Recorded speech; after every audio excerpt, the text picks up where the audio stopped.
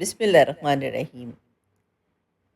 اسلام میں کھانے پینے کے آداب اور کھانا کھانے کا سنت طریقہ۔ کھانا کھانے کا سنت طریقہ، رسول اللہ صلی اللہ علیہ وآلہ وسلم نے ایک بچے کو طریقہ سکھاتے ہوئے فرمایا کہ اے بچے، بسم اللہ پڑھو اور اپنے دائیں ہاتھ سے کھاؤ اور اپنے سامنے سے کھاؤ۔ صحیح بخاری کی یہ حدیث ہے۔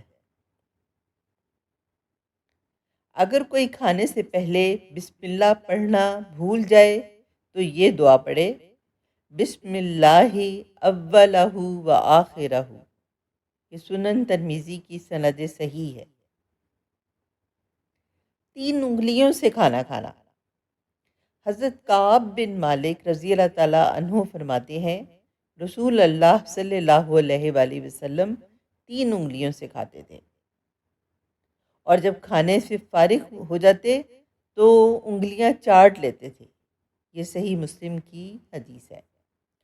پھر یہاں پہ 3 انگلیاں یہ ہوتی: درمیان والی انگلی، شہادت کی انگلی اور انگوٹھا۔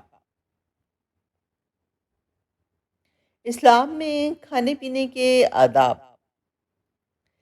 چند صحابہ رضی اللہ عنہم نے عرض کیا، یا رسول اللہ صلی اللہ علیہ وآلہ وسلم، ہم کھانا کھاتے ہیں، ہمارا پیٹ نہیں بھرتا، پھر بھی۔ تو آپ صلی اللہ علیہ وآلہ وسلم نے پوچھا، شاید تم لوگ علیحدہ علیحدہ کھاتے ہو؟ انہوں نے عرض کیا، جی ہاں۔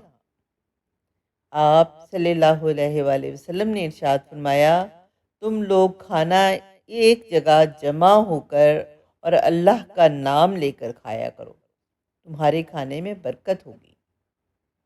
یہ سنن ابی داؤد کی حدیث نمبر 3766 ہے۔ ابو ہریرہ رضی اللہ تعالیٰ عنہ سے روایت ہے کہ رسول اللہ صلی اللہ علیہ وآلہ وسلم نے کبھی کسی کھانے میں عیب نہیں نکالا۔ اگر کوئی چیز آپ کو پسند آتی تو آپ اس کو کھا لیتے، اور اگر ناپسند ہوتی تو اسے چھوڑ دیتے۔ حدیث متفق علیہ ہے اور الفاظ صحیح مسلم کے ہیں۔ گرا ہوا کھانا یا لقمہ اٹھا کر کھانے کی فضیلت۔ رسول اللہ صلی اللہ علیہ وآلہ وسلم فرماتے تھے، جب تم میں سے کسی کا لقمہ گر جائے تو اس سے مٹی وغیرہ دور کر کے اسے کھا لے اور شیطان کے لیے نہ چھوڑے۔